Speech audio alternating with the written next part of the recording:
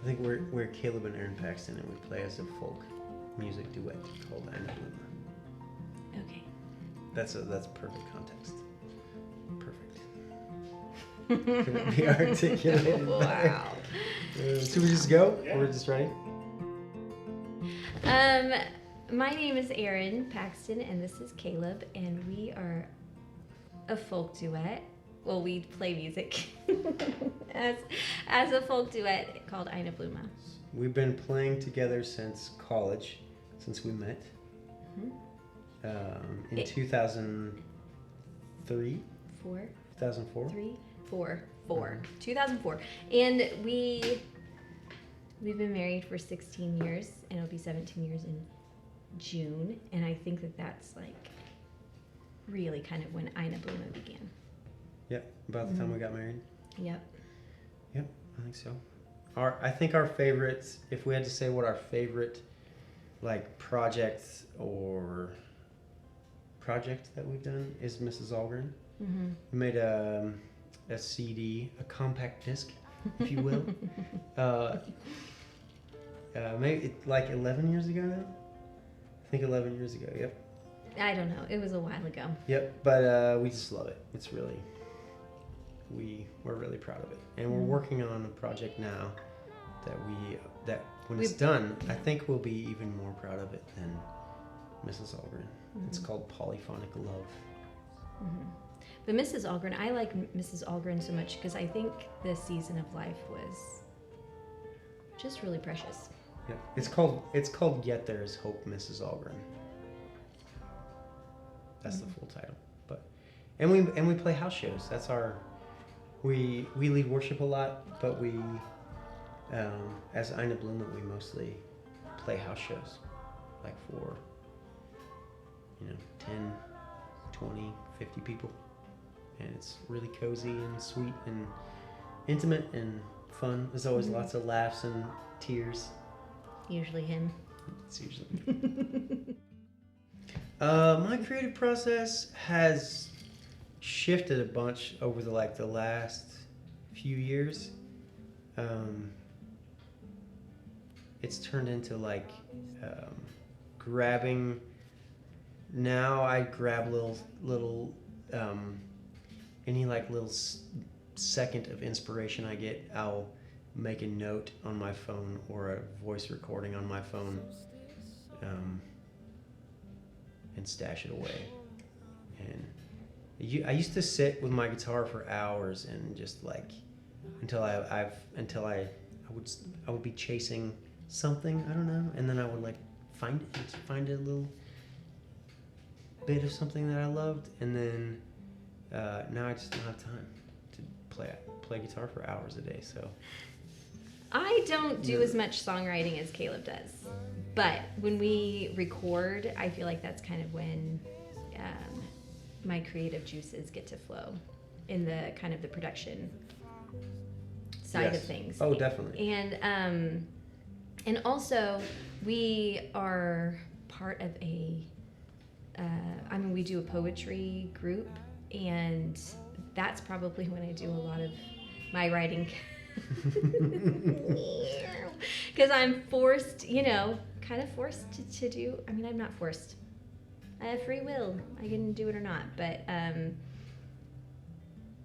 having a prompt has been really helpful, and yeah, having a poetry prompt really gives you a fixed point and a daily goal. Yep. Yeah, that's true for me too. Is that I think a lot of my songs now start as poems, and they never used to start like that before. They were. Yeah, you write a ton of poetry now. More poetry than songs, I think. In terms of collaboration, there was a season where we were writing a lot of songs together, and they were songs for the church, and I think it's just because I feel pretty passionately about songs for the church. Yeah. But now you do too. I do, yeah. I also like the church. But that was really fun, and I don't think that's. I mean, it was like a real we probably wrote 10 songs in a year Mm-hmm. that were like that we loved. We were like, Yeah. wow, these are so good. That's the most we've co-written together, I think. Mm-hmm. Yeah. It was fun. But our Some of my collaboration, favorites. our collaboration happens a lot in the studio. Yep. Probably. And our fights too. Yeah. So this is what I'm thinking about mystery, and I am mostly Richard Rohr has been super helpful for me in it, and he said that we often think about mystery as like how does he say it? I have something. Oh yes, go. The mystery is something that keeps me going. It's like the thing that keeps me going, I think, like seeking. That's the word, that I would use for mystery. And I think probably also it's like the wonder when you find what you've been seeking, but maybe it's not what you thought it, I mean, yeah. That might be a beginning. Mm-hmm. No, you can go if you want. Okay. Sorry, Richard No, it's good. Rohr. That's great. Richard Rohr says that mystery is we often think of it as like that the thing that's unknowable, but it's actually that which is like infinitely knowable. So the thing that you'll never come to the end of. You could keep learning and exploring, and you'll just never come to the end of it. Like C.S. Lewis' idea of it,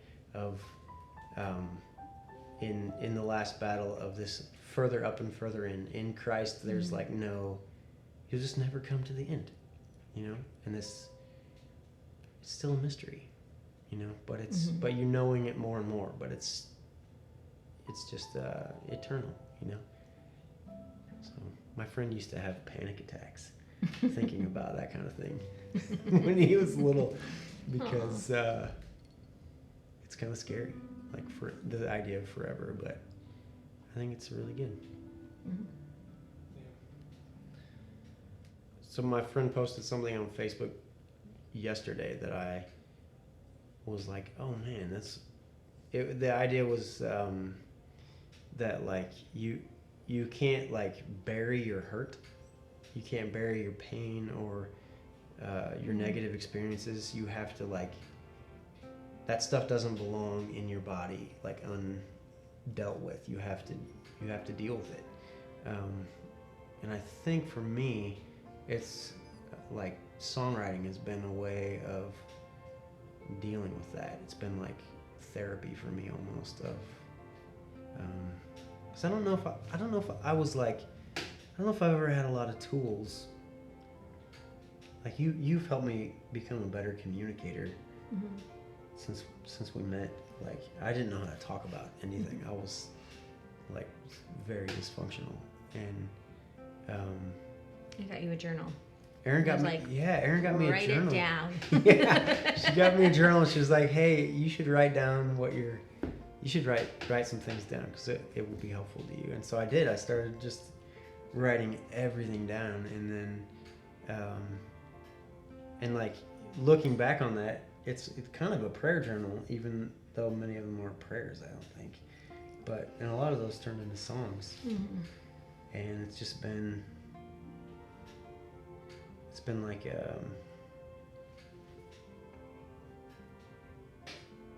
don't know. Well, maybe that's maybe what art can be, is a prayer. Yeah. Connecting, like a way of communicating with God, or allowing God to communicate with you. Yeah. And your way of processing the communication. Yeah. I think that what's been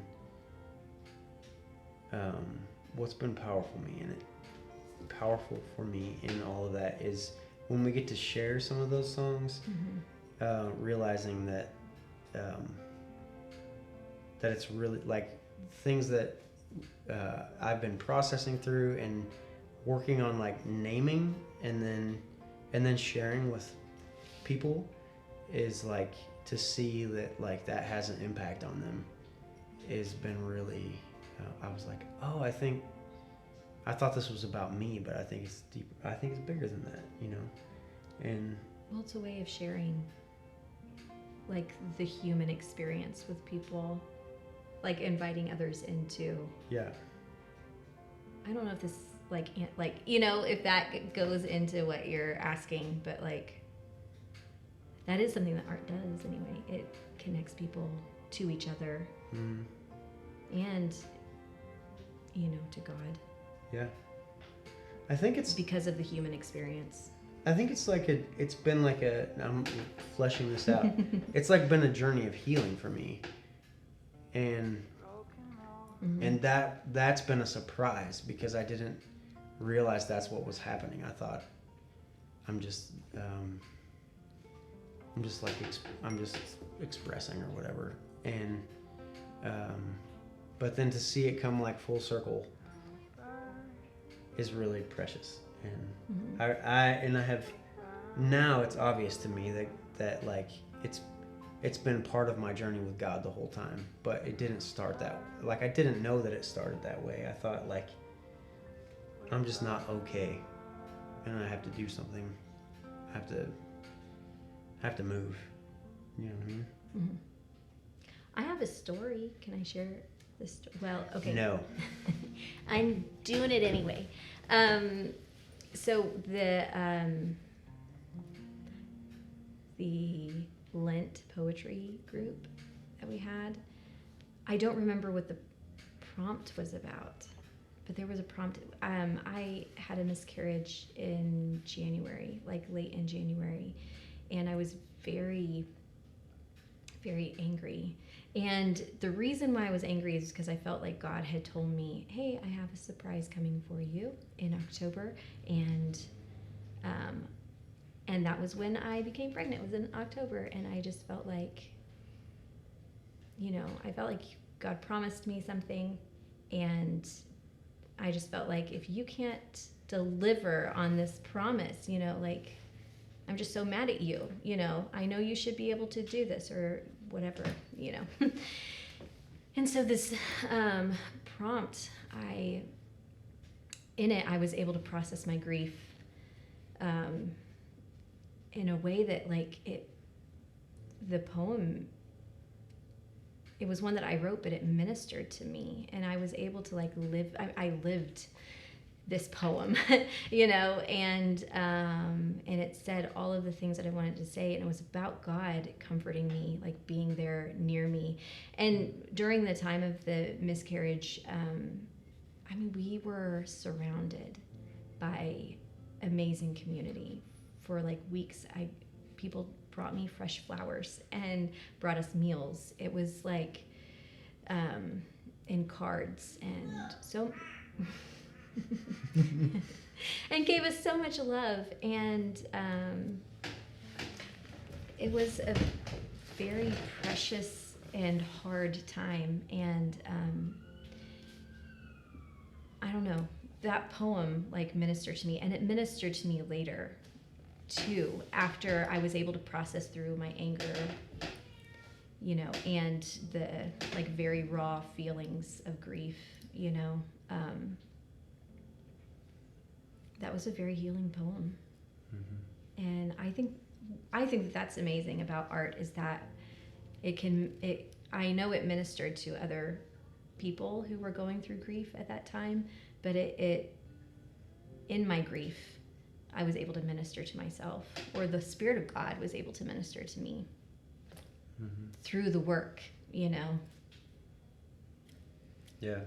And you have to say yes to the work, and I'm so glad that that day of that prompt, I was available to say, or I made myself available to say yes to the work, I think that lots of artists make stuff because they don't know how to name it exactly, or they don't know how to talk about it. They don't know how to articulate it. So they create something, and that's like the process of just like, it's like the process of knowing. But then even after the thing is made, you're like, I don't know, it's not done yet. You make this thing, and then like somebody, you're like, I made this. This is what it means, and then somebody else gets to experience it, and they're like, oh, but that's not my takeaway. You know what I mean? And that's like very much been my experience of God. So I'm like, oh, this is what God is. This is what God means. And then someone else is like, that's not my takeaway. Mm-hmm. That's not, you know what I mean? I was handed a picture of God and said, this is what God is. Like literally, these are the definitions. And I think a lot of the art that I've made has been a response to that, like fleshing that out and like poking it and prodding it and wondering if that was true. And yeah, I think that's why I write songs, because I'm like, it's just a way of processing through that. So, and I don't know if I have. What was the question again, Jared? I would say most definitely since having kids, like it's all having kids was like a benchmark for me, and then how I viewed God and how I approached art, all three of those things at the same time, that like it came crashing in on me, that like, oh, there's just like not that much to be afraid of. Like how I felt about our oldest when she was born totally wrecked my fear, actually, like, because I just loved her so much, and I was like, if God really is a father or mother, then that God must be like infinitely better than I am. And so like, what could I be afraid of?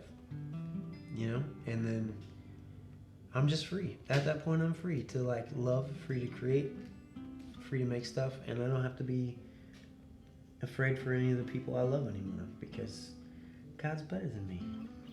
God's better than me on my best of best days. It's true.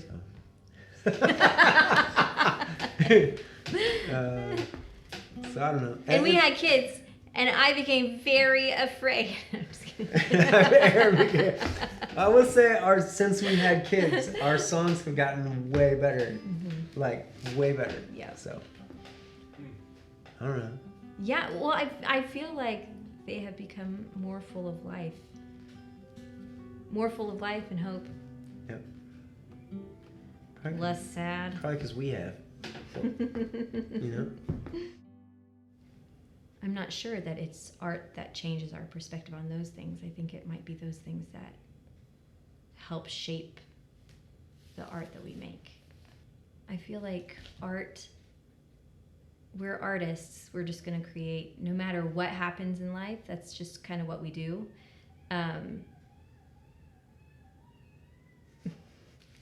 So I'm not sure that it changes the things around us, but I think that the things around us might change how we do the things, or what exactly it is that we write about. Or, you know what I'm saying? Like, we can't write about children or family. I mean, you can if you don't have children or family, but it's such an immersive experience, and so writing about it is natural for us to do. On the banks of mighty waters. Everything has like a small beginning. A tree doesn't just show up, you know, big and tall, and a song doesn't usually appear. I mean, sometimes it happens in 15 minutes, but usually there's something inside of you that has been brewing for a really long time, you know. And so like any small